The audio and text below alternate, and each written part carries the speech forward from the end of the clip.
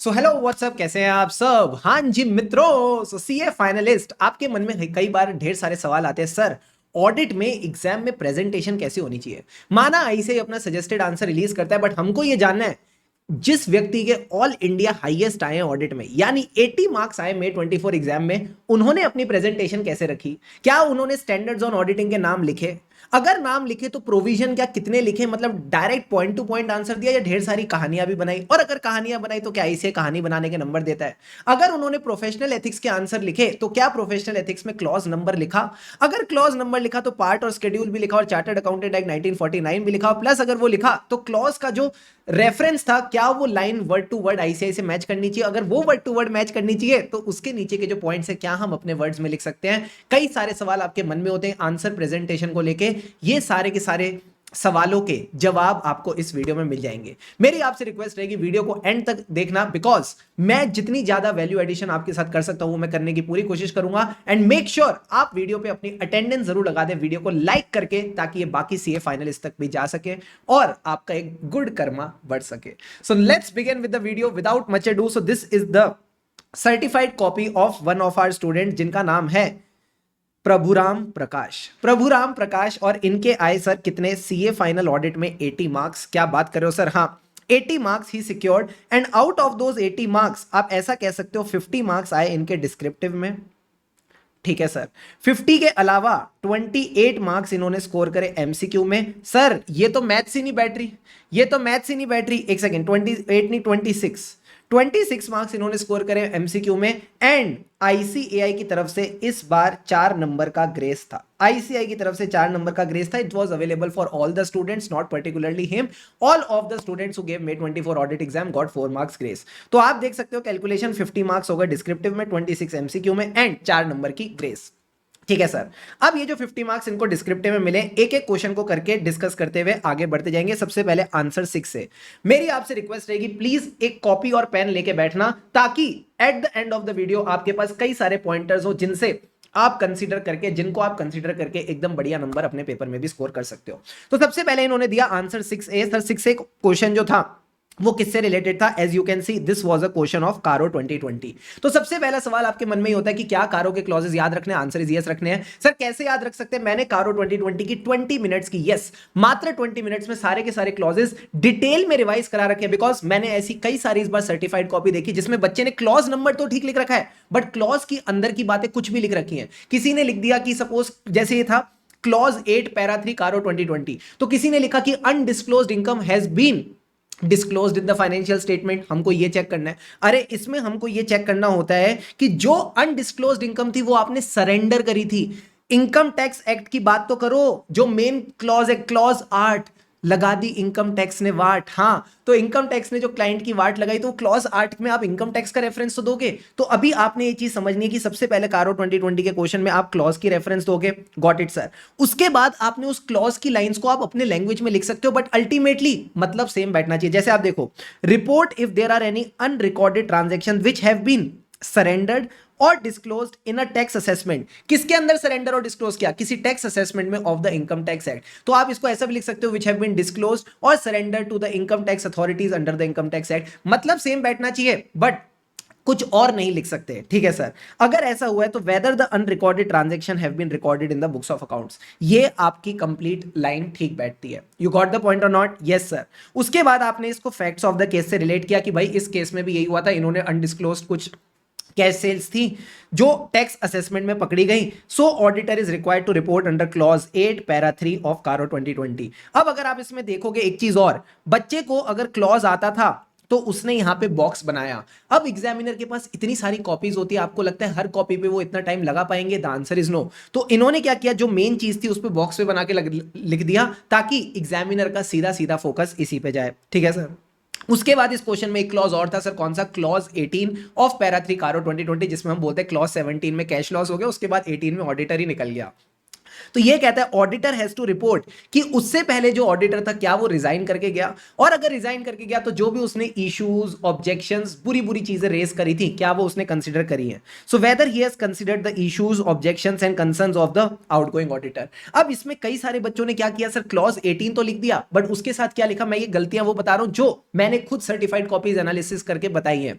तो सर उसमें ये चीज थी, whether any auditor has resigned before the current auditor report that.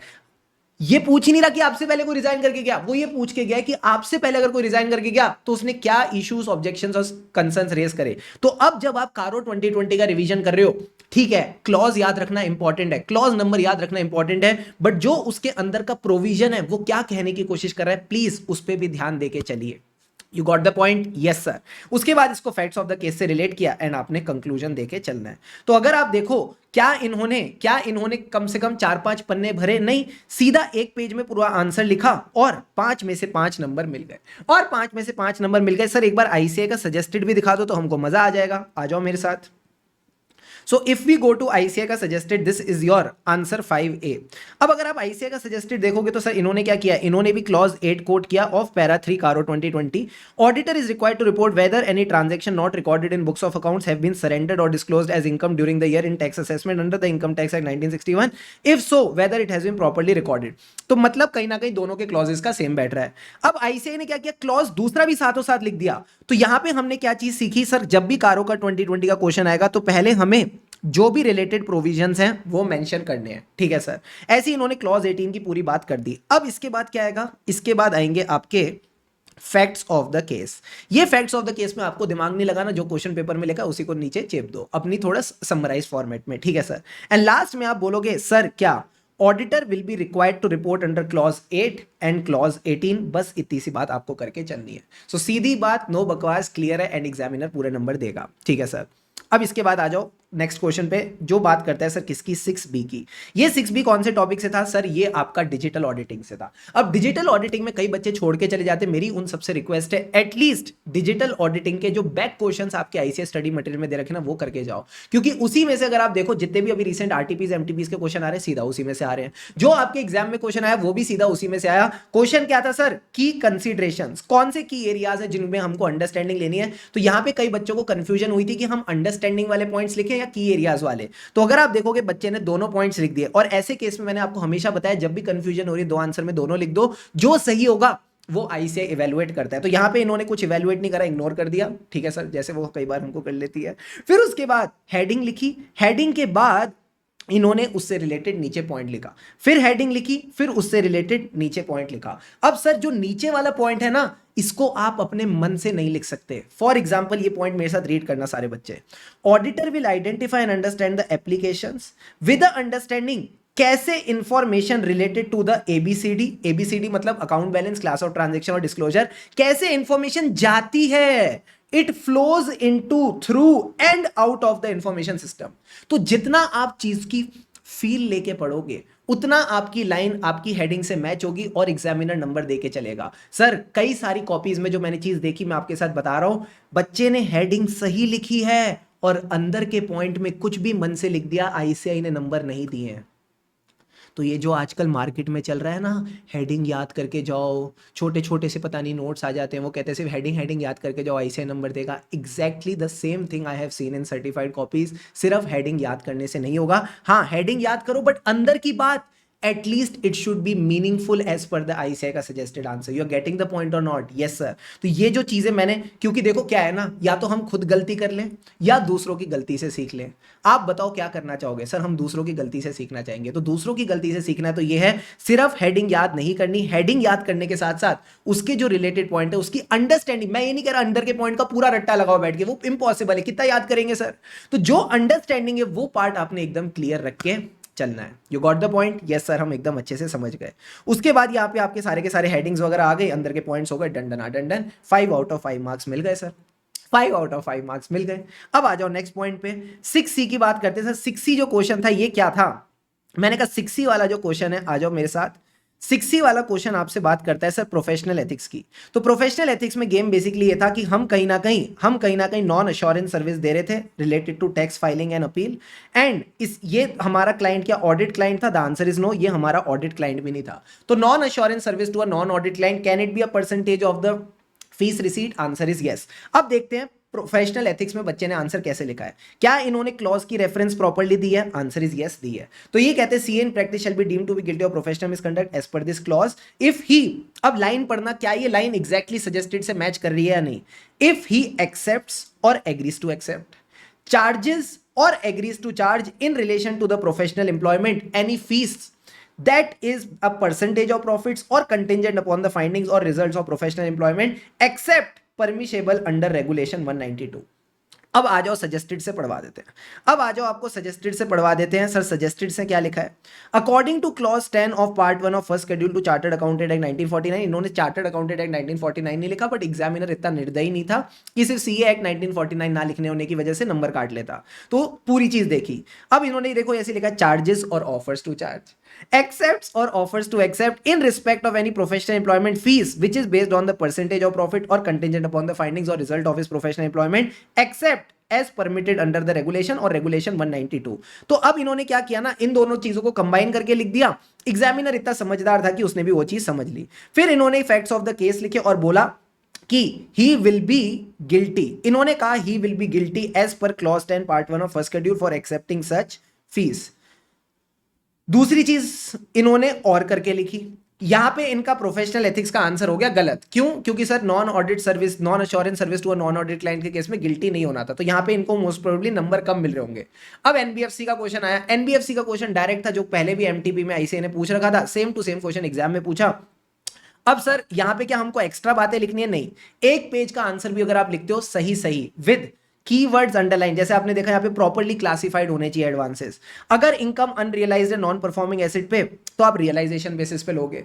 उसके बाद बोर्ड ऑफ डायरेक्टर्स अगर ग्रांट कर रहे हैं डिमांड लोन और कॉल लोन, आपको पता होगा एनबीएफसी में आप डिमांड डिपॉजिट एक्सेप्ट नहीं कर सकते, बट डिमांड लोन दे सकते हो, तो उसकी इनकम, उसके लिए भी उन्होंने पॉलिसी बना रखी है। ठीक है सर। एंड लास्ट में प्रूडेंशियल नॉर्म्स के बाद उन्होंने बोला जो एनपीए क्लासिफिकेशन थी previous year, this has continued under current year also, but अगर वो एनपीए से स्टैंडर्ड में बनाया तो डायरेक्शन के हिसाब से हुआ है।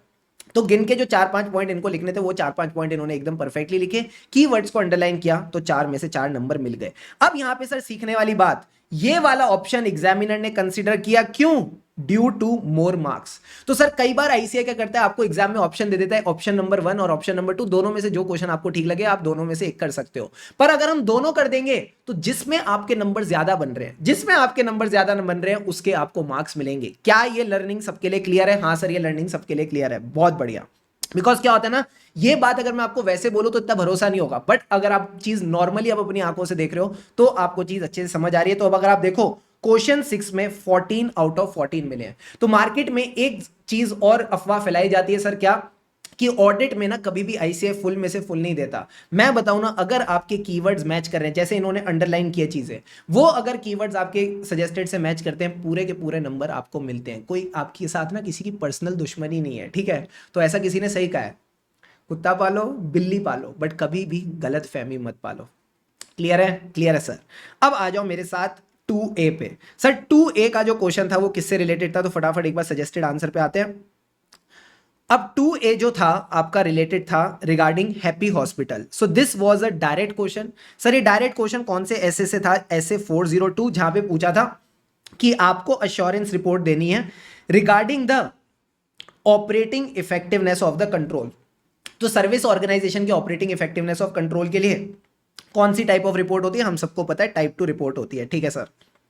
अब इस रिपोर्ट में क्या क्या एस्पेक्ट्स कवर होते हैं, अगर आप ऐसे 402 की रिवीजन वीडियो भी देखोगे ना यूट्यूब पे, मैंने ये चीज आपको डिटेल में बता रखी थी। अब सर देखते हैं बच्चे ने किस तरह से डील किया। टाइप 2 रिपोर्ट में बताया कि भाई हम डिजाइन ऑफ कंट्रोल की बात भी करते हैं, दे आर सुटेबली डिजाइंड और नॉट, प्लस हम डिस्क्रिप्शन ऑफ सिस्टम की बात करते हैं, प्लस ऑपरेटिंग इफेक्टिवनेस। सो यहाँ टाइप 2 रिपोर्ट आनी चाहिए, इसका 1 नंबर मिल गया। ठीक है सर। अगर हम सीधा यहाँ पे टाइप 2 रिपोर्ट लिखते तो भी 1 नंबर मिल जाता। Got it sir.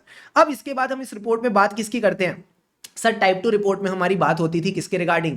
Description of the system, design of control, operating effectiveness. दूसरी बात टाइप 2 रिपोर्ट में क्या करते थे sir? Through out the period. तो जो पीरियड कवर्ड है वो सफिशिएंट है कि नहीं, ठीक है सर। फिर टाइप 2 रिपोर्ट में हम बात करते थे टीओसी और उसके रिजल्ट की, तो वो सब बातें आती थी। बट इन्होंने यहाँ पे sir understanding of controls at service organisation वाला आंसर लिख दिया कि सर्विस ऑर्गेनाइजेशन की जो सर्विसेज है उनको अंडरस्टैंड करते हो क्या क्या चीजें लेनी है, तो ये गलत हो गया। अब यहां पे नंबर देखना सर, मिले हैं कितने, 5 में से 1।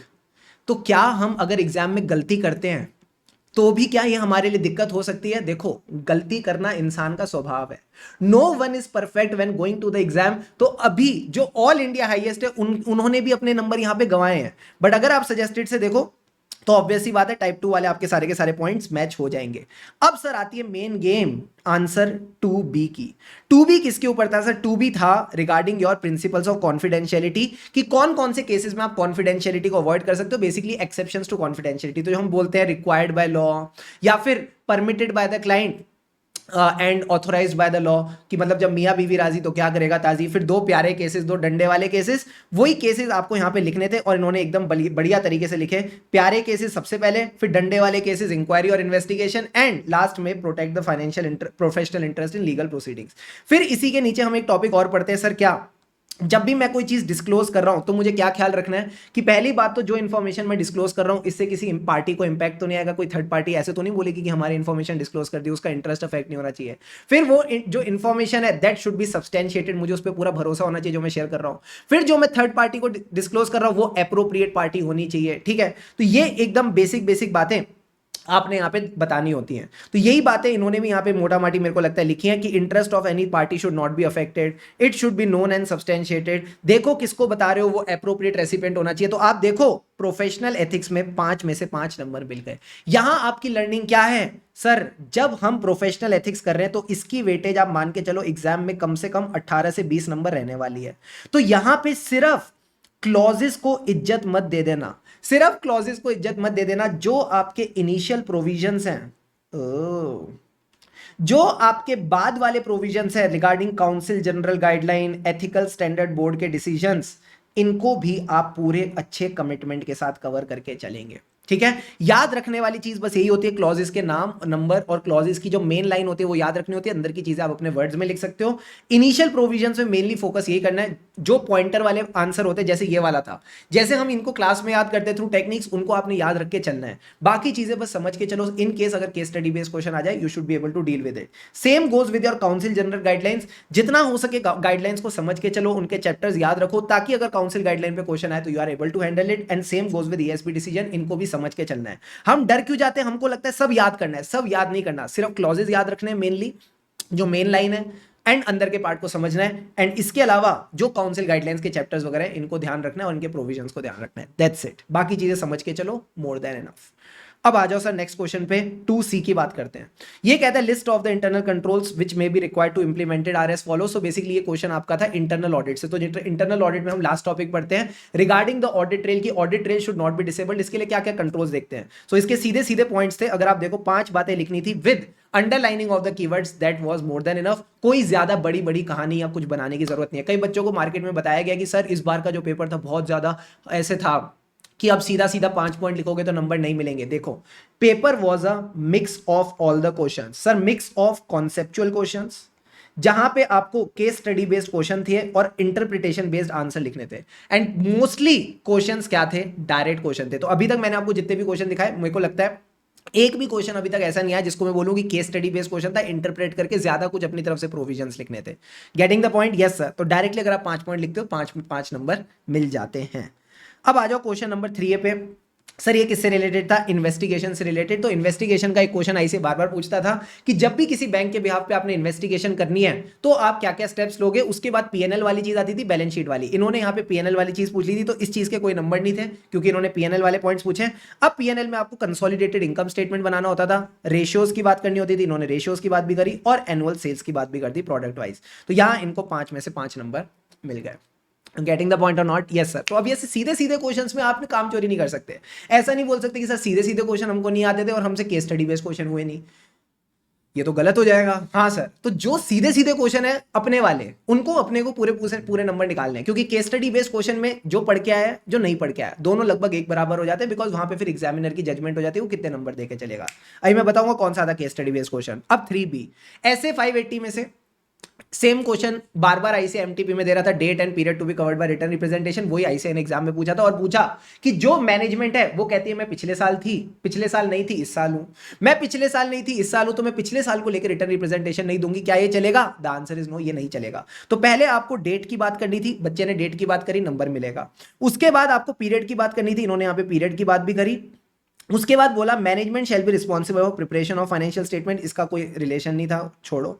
Auditor should ask representation for all period, ये बिल्कुल सही बात है, ठीक है sir. And if representation is not provided, उसके बाद आपको पॉइंट पहले से पता है, डिस्कस विद द मैनेजमेंट, सीधा उनकी इंटीग्रिटी पे सवाल उठाओ and evaluate the impact on auditor opinion as per SA 705, वही सेम टू सेम बात यहां पे लिखी। और इनको मिल गए 5 में से 3 नंबर, 5 में से 3 नंबर मिल गए। सर नंबर कटे क्यों? अब इनके नंबर कटे क्यों, तो हम ये वाली चीज भी देख लेते हैं। क्या इन्होंने डेट की बात लिखी है? और written representation is a necessary evidence, audit report can not be dated before it, बिल्कुल सही है। Auditor is considered about the events and condition close to the audit report, तो हमको डेट रखनी है as near as practicable to the audit report, जो हम प्यार से बोलते हैं पास जितना बेहतर उतना। फिर return representation shall be all the periods referred in audit report even though return representation is provided for previous period to reaffirm that this still remain valid, ये बात तो ठीक थी। However there may be cases where the management may not be present in all the financial year, in such cases management can assert they are unable to provide the return representation as they were not present. पता है बच्चे ने बात बिल्कुल सही लिखी है, बच्चे ने बात बिल्कुल सही लिखी है। ये जो एग्जामिनर है ना, ये एग्जैक्ट वर्डिंग ढूंढने बैठ गया जितना मुझे समझ आ रहा है। So auditor to ask written representation for all periods would still be relevant, यहां पे नंबर मिलने चाहिए थे। बट मैं आपको एक बात बता दूं ना भाई साहब, यहां जो चेकिंग हो रही है, आप मान के चलो आपके एग्जाम पेपर में जो चेकिंग होगी 10% की डिस्क्रिपेंसी तो रहेगी रहेगी। कई बच्चों को लगता है सिर्फ हमारे साथ हुआ है, हमारी ही किस्मत खराब थी। देखो जिस बंदे के 80 नंबर आए हैं 100 में से, उसके साथ भी हुआ है। एकदम सही बात लिखिए, कोई गड़बड़ नहीं है इस बात में, फिर भी भाई के नंबर काटे गए हैं।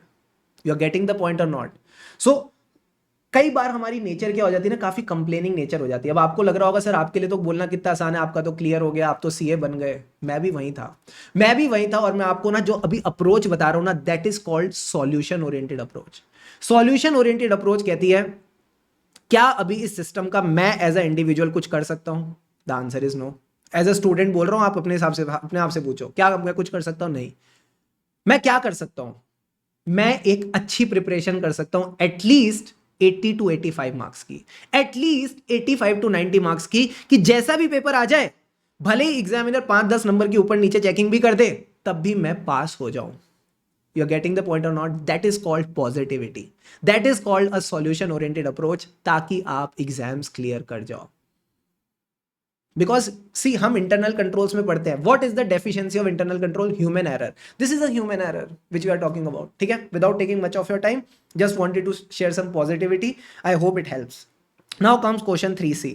अब सर 3C किसकी बात कर रहे हैं? बच्चे कई सारे तो बोल रहे हैं सर काय की पॉजिटिविटी, हमसे पूछो सर। जब अटेम्प्ट लगता है ना, कितना गुस्सा आता है आपके लिए, तो आप तो बोल दोगे positivity positivity, very bad, sorry. ख्याल रखो यार अपना, ऐसे उदास रहोगे, टेंशन लेते रहोगे, गुस्से में रहोगे, कैसे काम चलेगा? मजे से पढ़ो। अब सर सीए राज, टारा, चलो। CA Raj, a practising chartered accountant, is offered to take up an appointment as a secretary in the professional capacity by the central government for a metro project for a term of 2 years, not on a salary come full time basis। तो मुझे बताओ, क्या मैं government के साथ एक job ले सकता हूँ not on a salary cum full time basis? Answer is yes. यही चीज अगर आप अपने नोट्स भी खोलोगे, क्लॉज 11, सीधा क्लॉज 11 के जो पार्ट दे रखा है उसके नीचे प्रोविजो दे रखा है, उसके नीचे एक पैराग्राफ दे रखा है जिसके लास्ट में लाल लाल लाल हाईलाइटेड वर्ड है, उसमें यही लिखा है if it is not on a salary cum full time basis it is allowed. ठीक है sir. After giving a deep thought to the offer, Raj accepted the appointment. बिल्कुल सही किया उसने, कोई दिक्कत की बात नहीं है। अब सर 4 नंबर के लिए क्या क्या लिखने की जरूरत है और बच्चे ने क्या क्या लिखा है एक बार देख लेते हैं। अगर हम सजेस्टेड आंसर के हिसाब से जाएं, अगर हम सजेस्टेड आंसर के हिसाब से जाए तो आईसीए ने पहले लिखा सेक्शन 2 सबसेक्शन 2 क्लॉज 4। यहां मेरी इनसे है शिकायत। सर क्यों? भाई साहब जब क्वेश्चन सीधा सीधा क्लॉज 11 का है, सेक्शन 2 सबसेक्शन 2 क्लॉज 4 लिखने की क्या जरूरत है? सर क्या हम भी क्लॉज 11 के क्वेश्चन में एक बार सेक्शन 2 सबसेक्शन 2 क्लॉज 4 का तड़का लगा के आए? मैं कहूंगा लगा के आओ। मैं कहूंगा सच में लगा के आओ, बिकॉज यहां पे इन्होंने बोला deem to be in practice whenever he is rendering the services as may be prescribe by the council, ठीक है, as may be prescribe by the council. जब भी वो कुछ ऐसी सर्विसेज देगा which a CA in practice renders, तो हम उसको deem to be in practice मान लेंगे। इसका आंसर से कोई लेना देना नहीं है, बट फिर भी आईसीएआई ने इसको अपने सजेस्टेड में डाला है। तो मेरी आपको यही बोलूंगा, दिस इज द लर्निंग, कि जब भी क्लॉज 11 से रिलेटेड क्वेश्चन आ रहे हैं, बिकॉज वो आपसे mostly management consultancy and other services related ही बातें करते हैं, तो आप सेक्शन 2 सब सेक्शन 2 क्लॉज 4 का तड़का बीच में लगा सकते हो। ठीक है सर। अब इसके बाद इन्होंने क्लॉज 11 की बात करी कि अ सीए इन प्रैक्टिस। अब ये जो चीज है ना, ये वाली सेक्शन 2 सबसेक्शन 2 क्लॉज 4, मैं आपको गारंटी के साथ कह सकता हूं, जितनी भी मैंने कॉपीज देखी हैं जो भी, और ये भी भाई की जो कॉपी है, किसी ने भी नहीं मेंशन करा। ठीक है, तो ऐसे ना कभी कभार घबराया मत जा करो, सर ये आईसीएआई ने सजेस्टेड में कैसे डाल दिया, ये अब अपने हाथ में नहीं है कि उन्होंने क्या सोचा। अब हमने ज्योतिषी भी नहीं सीख रखी कि जो वो सोचेंगे वो हम भी सोच लें। सो इग्नोर कर दिया करो ऐसे पॉइंट्स को जो सीधा क्लिक नहीं कर रहे। अब क्लॉज 11 की बात करते हैं, तो deem to be guilty of professional misconduct अगर वो इंगेज करते हैं business occupation other than chartered accountancy. तो यहाँ पे बच्चे की भी स्टार्टिंग देख लेते हैं। इन्होंने क्लॉज 11 मेंशन किया, रेगुलेशन 191, क्योंकि नोट्स में मैंने आपको दे रखी थी वही की वो यहाँ पे लिख दी। एंड मेन चीज में ये थी, it should not be on a salary cum full time basis. अब क्या बच्चे ने इतना पूरा का पूरा पैरा लिखा है, मैंने कहा नहीं, सीधा सीधा लिखा, regulation number 191 provides CA is not disentitled to act as a secretary if it is not on a salary cum full time basis. Number मिल गए, नंबर मिल गए, सिर्फ इतनी सी बात लिखने के नंबर मिल गए, क्योंकि टू द पॉइंट थी और सही बात थी। तो कई बार बच्चे घबरा जाते हो, इतना बड़ा आंसर देते सर ये कैसे याद रखेंगे। नहीं रखना बाबू, तुमको क्या बोला मैंने, मेन चीज जो याद रखने वाली है वो सिर्फ क्लॉज याद रखने वाली है और कुछ नहीं। ठीक है, अब मेरे को ये भी देखना है सेक्शन 2 सबसेक्शन 2 क्लॉज 4 के नंबर कटेगी नहीं। तो यहां पे इन्होंने फैक्ट्स ऑफ द केस लिखे और लिखा नॉट गिल्टी। क्या 4 में से 4 नंबर मिल गए? अरे मिल गए सर, मिल गए। तो मैं एक बात बोलूं ना, जो बंदा चेक कर रहा था उसको भी खुद को शायद से थोड़ी रहेगी बात कि भाई इतनी रेलिवेंट चीज नहीं थी, पता नहीं क्यों इन्होंने मार्किंग स्कीम में दे दी। क्योंकि अगर आप देखोगे यहाँ पे कोई ऐसा प्रोविजन नहीं है जो इसका salary cum full time basis से मैच करे। Got it sir. अब इसके बाद देखो क्या लिखा है यहां इनका क्वेश्चन नंबर 3 एकदम done done done done. Question 5A पे आ जाओ। क्वेश्चन 5A was related to your SRE 2410। अब सर एसआरई 2410 में क्वेश्चन जो आईसीएआई ने एग्जाम में पूछा वो वही क्वेश्चन था जो इनका टेस्ट और अंडरस्टैंडिंग में भी था। Even you can find the same in the notes. तो ये क्या कहता है सर, जब भी एस्टिमेशन अनसर्टेनिटी होती है तो हमको क्या चाहिए, डिस्क्लोजर चाहिए। जब भी मटेरियल अनसर्टेनिटी वगैरह होती है हमको क्या चाहिए, डिस्क्लोजर चाहिए। अब डिस्क्लोजर अगर नहीं है तो आप क्वालिफाइड या एडवर्स कंक्लूजन दोगे, नंबर मिल गए। ठीक है सर। बट अगर मटेरियल अनसर्टेनिटी है एंड डिस्क्लोजर दिया है, अगर मटेरियल अनसर्टेनिटी और डिस्क्लोजर दिया तो modify the review report by adding EOM para. तो यही सिंपल सी बात लिखनी थी और इसके इनको मिल गए 4 में से 4 नंबर। तो it was a very easy question, you just need to write the provision and that's it. अब अगर आप देखो सेम चीज है, यहां पे भी कीवर्ड्स को अंडरलाइन किया, disclosures are made, modify the review report, EOM para. Simple sir. यहां पे भी कीवर्ड को अंडरलाइन किया, मटेरियल अनसर्टेनिटी, नो डिस्क्लोजर, सीधा क्या लिखा भाई ने, क्वालिफाइड कंक्लूजन, एडवर्स कंक्लूजन। जितना आप एग्जामिनर के लिए कंफर्ट क्रिएट करोगे उतने वो आप पे नंबरों की बौछार करेगा, इतने वो आपको नंबरों की बौछार करेगा। और एसआरई 2410 का रेफरेंस दे दिया। ठीक है, ठीक है सर। देन कम्स, मेरे को लगता है मोटा माटी इतनी ही चीजें मुझे आपको मेनली बतानी थी। आंसर 5C ये आपका था, ऐसे 250 वर्सेस नोक्लार। तो यहाँ आपके सीधे सीधे पॉइंट्स आपको लिखने थे। यहाँ पे देखो अगर कितने पॉइंट मिले हैं, 1 नंबर मिला है, क्योंकि जो इन्होंने पॉइंट्स लिखे वो मोटा माटी मेरे को लग रहा है मैच नहीं करे। क्या क्या लिखा है, SA 250 requires 2 categories of laws and regulation which have a direct impact, laws and regulation which don't have a direct impact. मेरे को लगता है ये बात तो सजेस्टेड आंसर में भी थी। कहाँ गया मेरा प्यारा नोक्लार। कौन सा क्वेश्चन था ये, 5C।